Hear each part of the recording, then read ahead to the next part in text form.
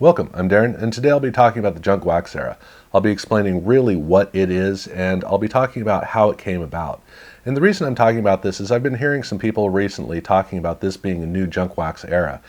And unless I'm really missing something, to me that seems like a laughable concept because it sounds to me like people don't really grasp what the junk wax era was. And so that's why I want to go into kind of a long-form journalistic approach of talking about just what it was, how it came about, why it existed, and kind of the lessons that we learned from it.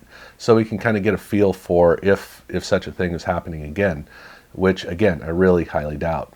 So in order to understand the junk wax era, you got to understand two generations. You got to understand baby boomers and you got to understand us, Gen Xers. Baby boomers grew up in the 1950s in a really fascinating time when there was tremendous amount of modernism growing basically yearly. And the world was evolving in a way that was not just exciting, but it was also a very interesting evolution for people themselves. So for kids in the early 50s, they were going to serials and watching adventure movies at movie theaters and watching Little Rascals. And then by the end of the decade, they were sitting in front of a TV watching Westerns and watching the Mickey Mouse Club. So there was this evolution of things becoming very tangible to them, very easily accessed. And also the technology for creating things was increasing, and the nationwide reach that companies had meant that there was a more even distribution of things that they could get. So as a kid, the toys were improving very radically. So you had Barbie dolls and G.I. Joes, and you had erector sets and easy bake ovens. And you also had cards coming out that were in these bubblegum packs all over the place. So kids were buying the bubblegum and getting these cards, and they were becoming very prolific. So for kids, they had this world of things that were being made for them, that they were being catered to. And so they were almost growing up kind of quickly. And at the same time, it was a very optimistic time. They were looking forward to the future. Everything was bright and flashy and exciting. And when they got to college, they hit the brick wall of the previous generation, and there's a whole college course if you want to learn about what happened there. I'm going to skip over it. But by the time that these kids became adults, their childhood was a very magical time, and it was something that they had kind of taken for granted. So by the time that they got to the 80s, the baby boomers had become yuppies. And the idea of yuppies was it was all about investment. It was about planning for the future, getting your economic status at the strongest that it possibly could, and they all wanted to retire early. But by the 80s, they were becoming parents. And whenever you become a parent, the world just looks different to you. It just does. That's the nature of it. Now you look at your kid and you can see you as a child. And you start thinking back to your own childhood and seeing your kid live out your childhood. And this could be good or this could be bad. So for these baby boomers, they started looking back on their childhood. And the first phenomenon was that they were looking back at the 1950s and remembering that wonderful nostalgia-tinted perspective of the 1950s. So you started seeing sock hops being held, you saw car shows, you saw cruises, and shows like the Wonder Years were popping up. And all of these things were basically idealizing the 1950s. The 1950s of the 1980s was amazing. The 1950s of the 1950s, not so much. So while all this nostalgia was kicking in, they started going back to their parents' house and looking at what remained of their childhood. And a lot of people were appalled to find out that their Easy Bake Ovens, their G.I. Joes, their Mickey Mantle rookie cards had been thrown out by their parents. But now they had money, so they had the ability to buy the things that they either wanted at the time or that they had and rebuild their past. But now these were antiques and they were worth more. And so these investment-minded people were starting to look around going, wait a minute, in 30 years your childhood goes from pointless to valuable. And they began to look at us and start to basically tell us, look, take care of your toys, preserve them. Those cards that you have, they're going to be worth a lot today. I had a Joe DiMaggio rookie card. That Don Mattingly is going to be worth the same amount in 30 years. Newsflash, it ain't. So this was kind of the nature of how we as Gen Xers were growing up as kids, was that we were told to think in terms of investment, think in terms of planning.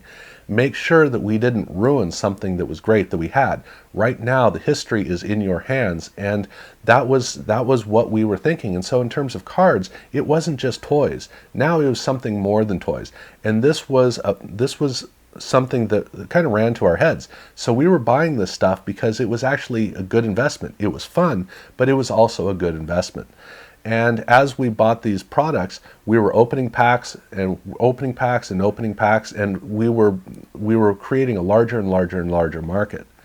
While all this was happening, a whole industry evolved, which involved card shops and it involved card shows. And the amount of product continued to swell and swell, and card companies kept making more cards. There are more people trying to buy cards, they're going to make more. And you can't blame them, because that's their business. That's what they were doing. They were trying to make stuff that people would buy, and if people wanted more, then they would sell more. And at about 1990, people were beginning to really grasp that there was too much product that had been opened. By the time you got to that point, people weren't buying the previous year's cards because everybody had them. And that was the problem. We hit a saturation point. We had opened more packs than there were collectors. There were more cards out there than there were collectors who wanted the cards. So one person would get 3-star rookie cards, one for them, 2 to sell. But the problem is everybody else also got those same cards. So now everybody's trying to sell the cards and nobody wants them. Nobody needs them. So by 1991, the card industry had basically been told, look, you got to scale this back. You can't put all this product out there. And some of the card companies did a good job with that, some did not. There's a reason Pro Set doesn't exist anymore. So the first problem with the junk wax era was the fact that we had opened up too much product. We had too many cards out there, more cards than collectors, pretty basic math.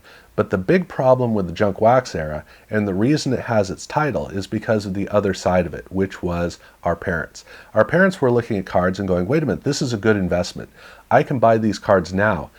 They looked back at a box of 1950s cards and said, okay, that's worth a certain amount. So if I buy a box of 1988 cards, in 20 years from now, in 18 years from now, that is also going to be worth a significant amount, just like the old 1950s cards were. So they were putting college investment money into this. They were spending tens of thousands of dollars to plan ahead financially for down the road. So they were buying complete sets, they were buying boxes, they were buying cases, stashing them away in a closet, letting them sit there for 10, 20, 30 years. Down the road, this is going to be worth a fortune, all while we were opening the packs and saturating the market. So by the time you get to the early 90s, nobody wanted these cards, nobody needed these cards. And so if you unearthed one of these boxes and you tried to sell it, why in the world would I buy that? I don't want that. The most expensive card in that entire box might be worth 50 cents. If I spent $5 on that box, all I'm going to get is clutter. I'm not going to get anything of value. And that became the big problem, was the fact that those boxes couldn't be sold for as little as $5. So the very term junk wax refers to the fact that those wax packs, the cards in them, were literally junk. We didn't care. We were trying to get rid of those cards. We didn't need more. And that meant the people who invested in the mid to late 80s lost their shirts on these products. And I remember in the mid 90s, you would go in and you'd see a box of 89 Don Russ sitting there, $5. Whole pile of these boxes, $5. No one's buying them. I certainly didn't want them. And now I'm seeing the value of these boxes starting to rise back up again, and I'm not sure why, because I'm still in a 90s frame of mind. So when I look at that, I remember what it was. And the fact that we've gotten rid of enough product and that now there's actually a little bit of a market for these boxes, that's something I'm still trying to adjust to, but that's me personally. So the big problem with the junk wax era was basically built on there was too much product itself, and there were no customers. Expensive customers, cheap customers didn't matter. Now card companies in 91, 92, many of these card companies started going back and rebuying the products that they had actually already sold and destroying them. And they were trying to reduce the amount of extra clutter. Because if you walked into a card shop in 1992 and there's a big pile of 1990 Topps boxes over there, dirt cheap, and no one's touching them, that's going to reflect on the 92 product, and you're going to look and go, well, Topps is crap, so why would I buy that? So if Topps went out and bought those boxes back and got rid of them, now when you walk in a card shop, you don't associate the old product with the new product. And that kind of move is a desperation move that is sometimes very necessary. So you better believe that those card companies learned their lesson. They got it. And they know better than to oversaturate the market. So there are two ways that you can make money. One, you can create more product and sell it. Two, you can just charge more for the same product. And if you charge too much, you can always drop the price. But if you make too much product, you're stuck with it. It's out there. It becomes a burden. So it appears to me that right now, And it's pretty difficult to tell because this is a pretty crazy time in cards, but it appears to me that right now the problem that we face is that the market itself has overinflated prices and people are too eager to go out and buy this stuff and get this stuff, and they're not really thinking very much in the same way that we were in the late 80s. They're not really thinking about how the value necessarily relates. But in the 80s, what we were doing was we were buying more and more and more and more. Right now, it appears people are buying at a higher and higher price with the expectation that the product they're buying is going to be worth a certain amount. But if they come to ultimately find out that no, the demand is not there for the cards, then that's just a price difference. But you're still going to have people at the bottom level who want these cards who can't necessarily afford them. So that's not a junk wax era issue, that is a value issue. And at some point we're going to look back at this and we're going to have a very, very interesting term for whatever this year has been, because this has been one crazy, crazy year on many different levels. And in the card world, I tell you, there has been nothing that has had any shade of what's been going on this year. It's been ridiculous. But to use the term junk wax era, unless there's something I'm missing, I don't think that applies. And the best way you can tell is by looking at the store shelves. In 1989, the store shelves were never empty. There were always boxes going back into circulation.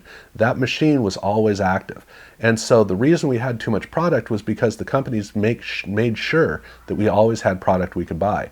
Right now, you can go into Target, Walmart, the shelves are empty, they're bare. People are going in and raiding them as quickly as they can, and you can go in daily and just find that there's nothing to buy. That's an indication that it's not about how much there is, that actually the amount may be pretty balanced, pretty even.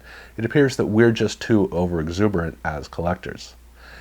If I'm wrong about this, if the indicators are there, I'd really like to know, because I really want to understand what's going on right now. I think I know, I have got a pretty good idea of what it is, but junk wax era, I really don't think so.